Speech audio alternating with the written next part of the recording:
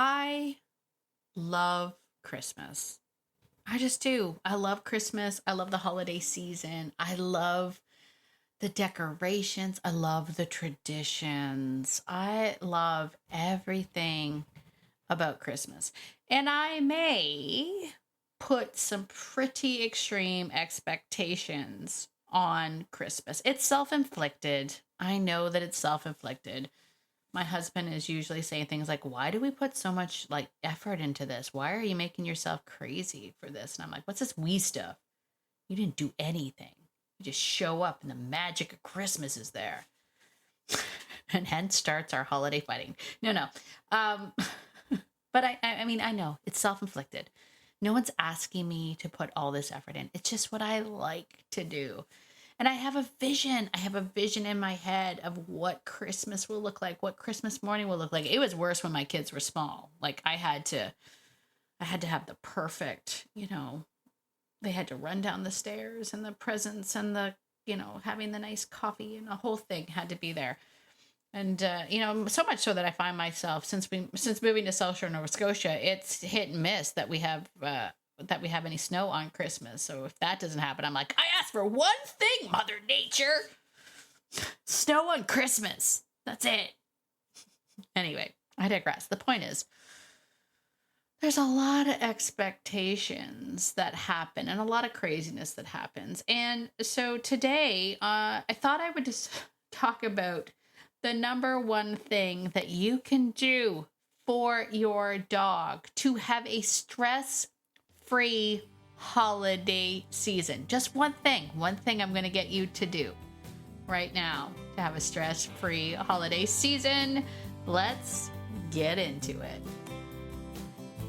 Ready to have a calm and peaceful life with your dog without the stress of those fear-based behaviors? Hi, I'm Tracy, and I've been there, overwhelmed by all the conflicting dog training advice and unsure of what to do next. But now I help dog lovers like you simplify your life with your dog by building confidence naturally, fostering trust, and addressing those fear-based challenges. So, if you're ready, stop chopping those chicken wieners and let's get to it.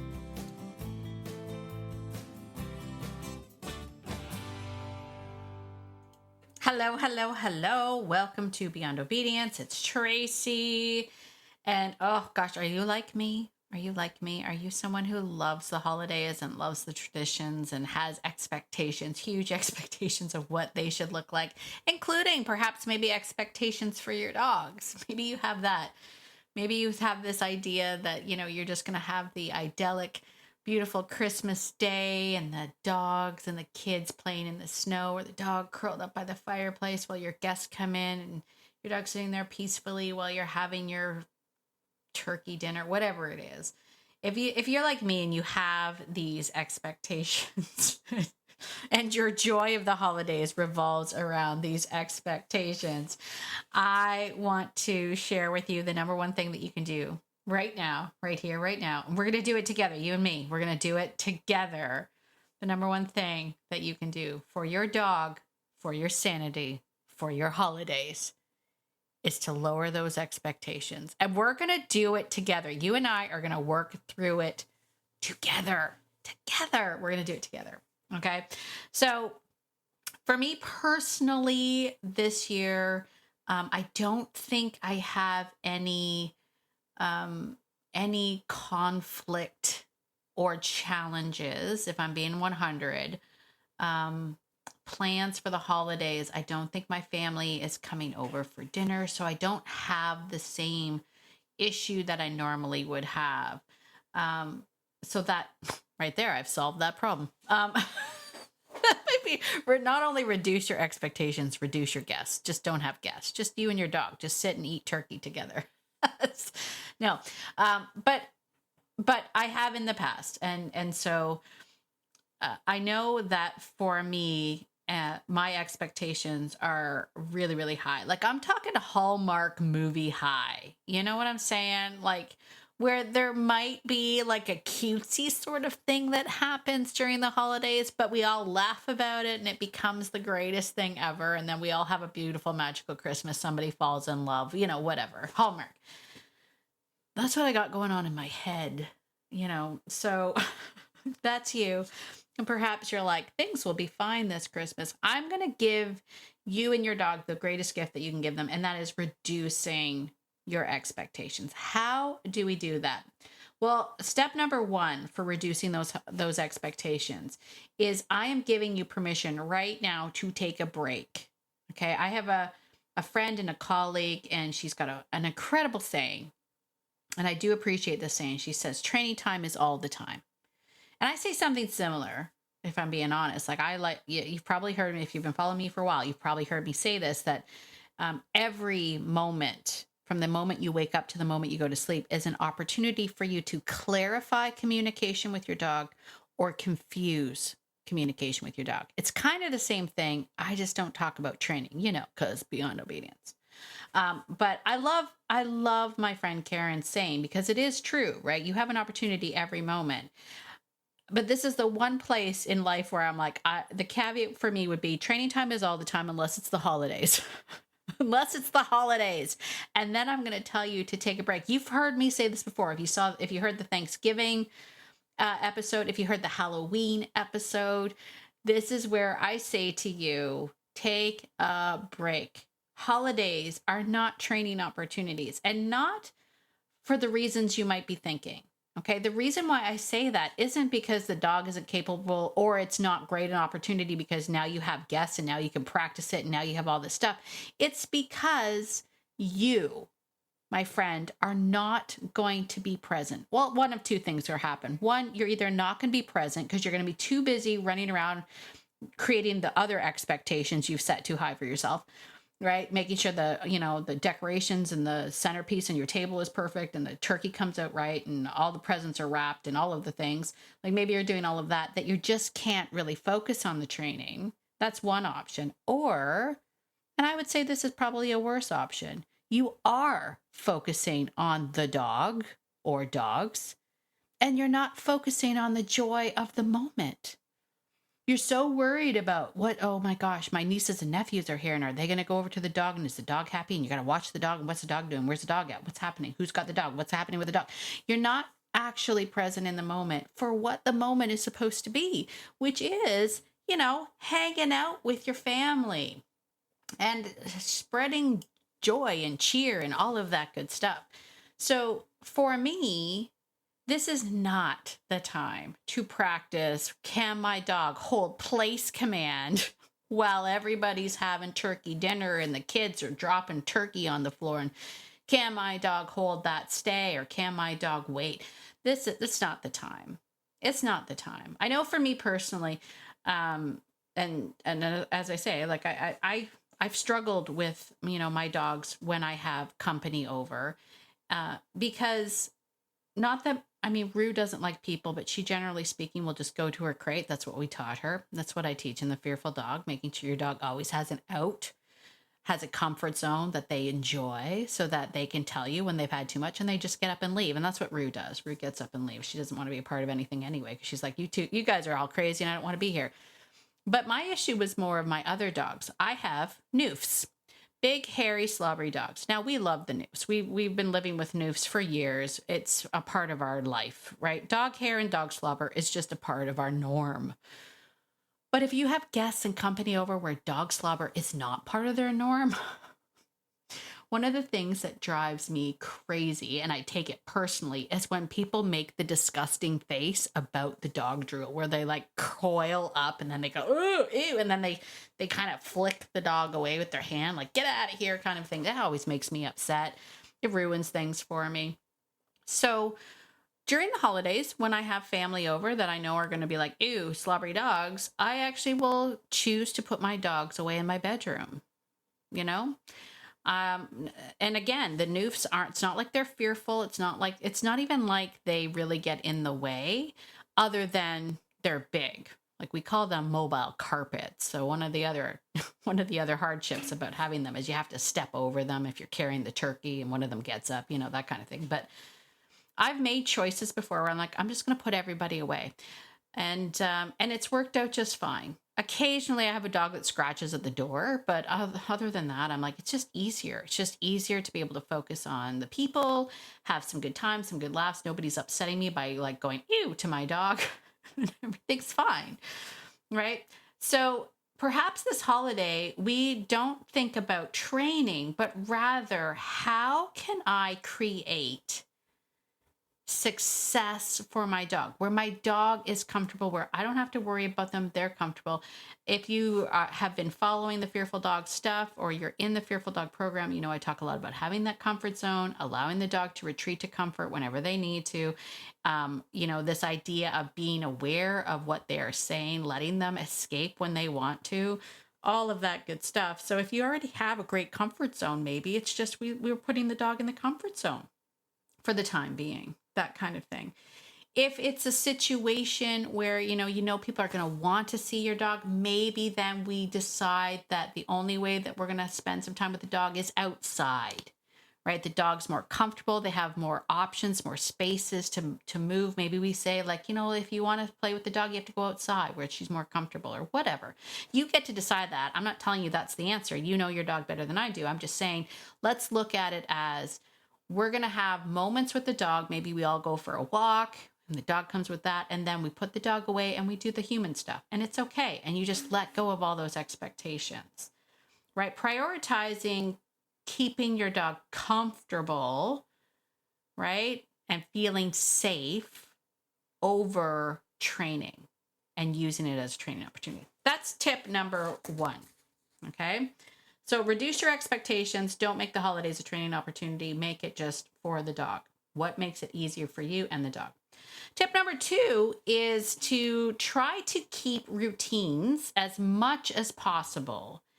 And remember my tip about bookending your day. If you've been following me for a while, I talked a lot about the benefits of bookending the day with routine and predictability. So starting your day with routine and predictability and ending your day with routine and predictability allows a bit of a cushion for the, oh my God, I'm going to die moments, followed by the I didn't die moments. Those are great, but let's try to keep routine as much as possible over the holidays. Now, it's challenging, especially if you still have kids at home and, they're off school and there's all the extracurriculars and extra things that we have to do. But starting each day with that routine, like, the feeding rituals are the same. The walk rituals are the same. Any ritualistic stuff, try to keep it the same. And you're going to bookend your days, right? I just actually, I have to share this. Because it's all about having the dog feel safe, right? We want to create safety. I was in a workshop for something not dog related, which is weird for me because I take a lot of workshops and seminars.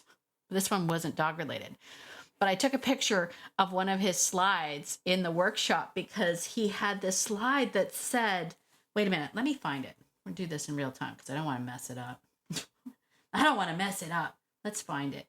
It was, hold please, coming out. Here it is. Took a picture of it. It said, safety is not the absence of danger. Safety is the presence of predictability. And as soon as he said it, I was like, I say that all the time about dogs, right? So true. So I took a picture of it. I'm like, yeah, I'm keeping that one, right? And so that applies here as well, right? If we want our dogs to feel safe and secure, it's about creating that predictability. So bookending your days, including the walks. I mean, even for me on Christmas morning, yeah, and this was, honestly, when the kids were smaller, I used to get up really, really early to make sure that my dog still had the exact same routine, because they don't understand Christmas. They don't understand the excitement of Christmas. They don't understand why we're all being weird. Why is this the day that we're all excited and open up presents and all that stuff? They don't get any of that. They still want to have their same ritual of eating. They want to have their morning walk. So I would get up extra early and make sure the dogs still had their walk, still had their breakfast, still had their stuff. I still to this day do it. Like our Christmas morning events with the family doesn't start till after the chores are done, right? I still get up early. I go down to the barn. I get the horses their Christmas breakfast. I make sure that everybody has their routine because it's not their fault. They don't understand what we're celebrating. So doing that as best as possible is going to really, really help your dog out, and it's going to help cushion those out of the norm, the unpredictable. It's going to help cushion that. It's going to help keep that layered stress down a little bit. Okay. And then the third tip for this and lowering your expectations. Okay, I'm going to say these things. I might get a little bit of hate for this, but I have to say it. And before I say it, because I don't want people to get upset with me, I have been a victim? No, it was a choice I made. I wasn't a victim. I have done this myself. Okay, I want to caution you, my friend, my dog loving friend. I want to caution you away from those things that we do to our dogs on the holidays. And in particular, I'm talking about like photos with Santa. Photos with Santa. I say this because I did it once. I did it because it was a promotion to help support our local humane society. And I was like, I want to be supportive of that. I was very particular. I will say this. I was very particular on the dogs that I chose because I had lots of dogs to choose from back then.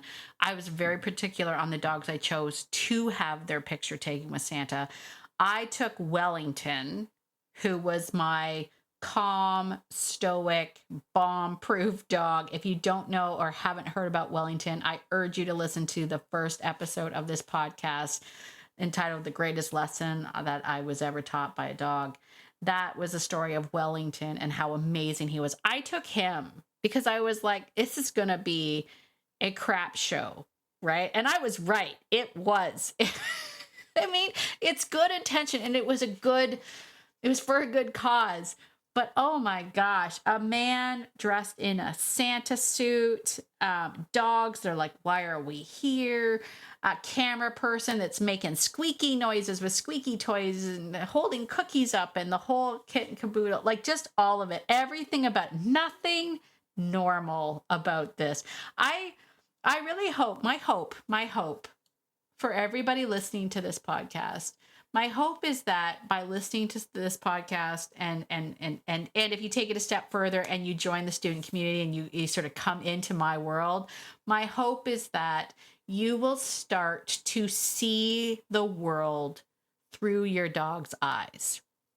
That is my hope. That's what I hope to impart on people. And I know that my students that are working with me now, they are starting to see that. I think that's one of the most common things I hear is people going, oh my gosh, these are things I never saw before. I never noticed these things before. That's my goal. Come and join me. Come and join me in this, because once you start to see it, you will never unsee it. So I need you to just take a step into your dog's mind for that event and be like, what about this event would make sense to a dog?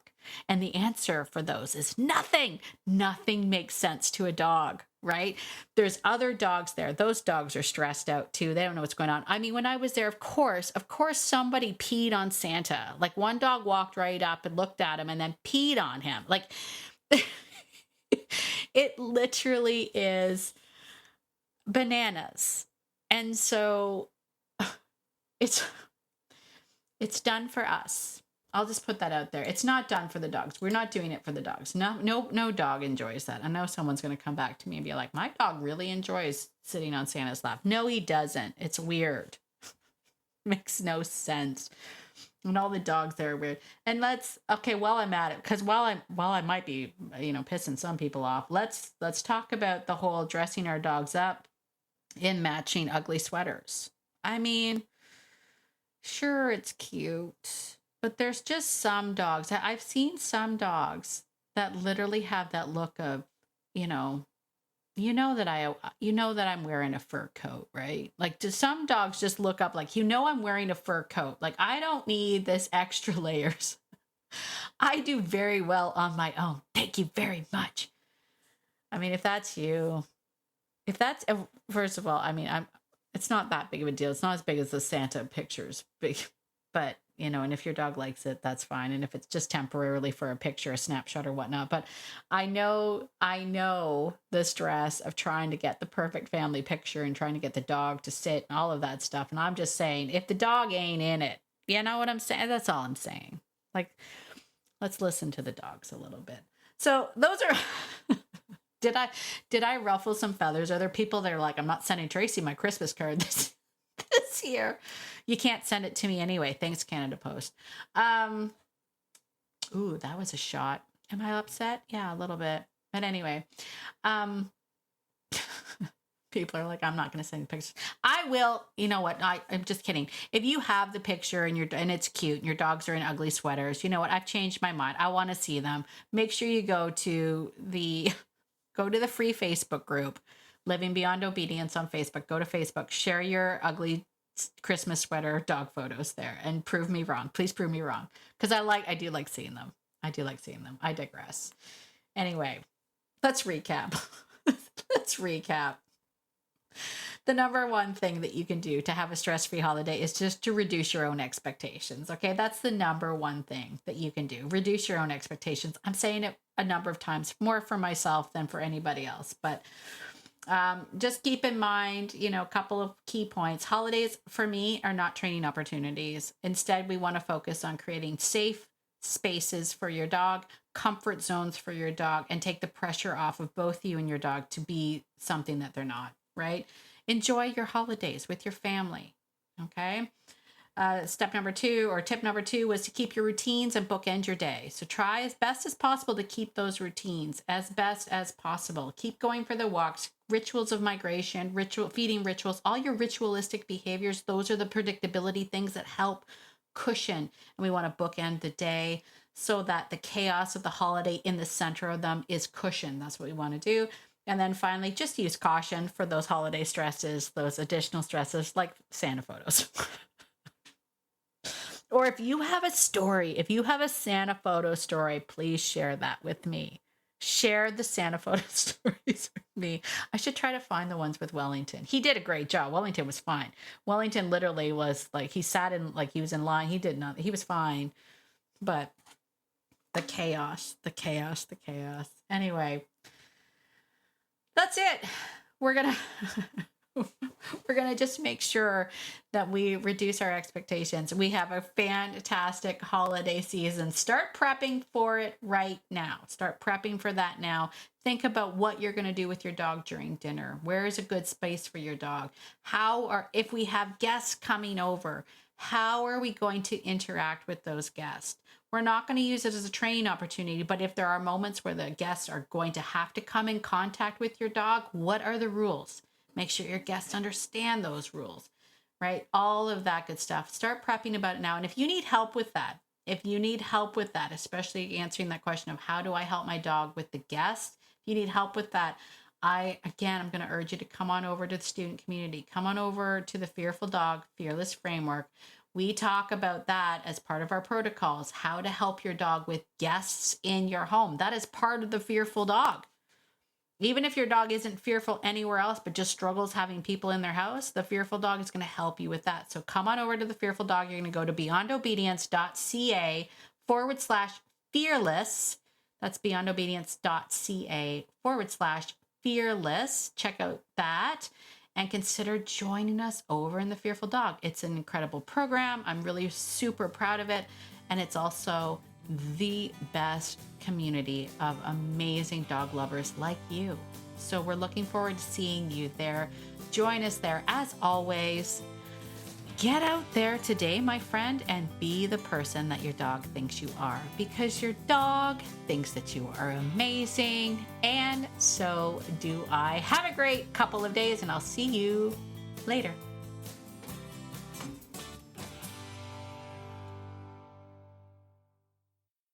Oh, and one more thing. This podcast is meant for entertainment and education purposes only and is not meant to replace hands-on professional training. If you're really struggling with your dog, please reach out to a professional in your area. Okay, I think that's it. Bye for now.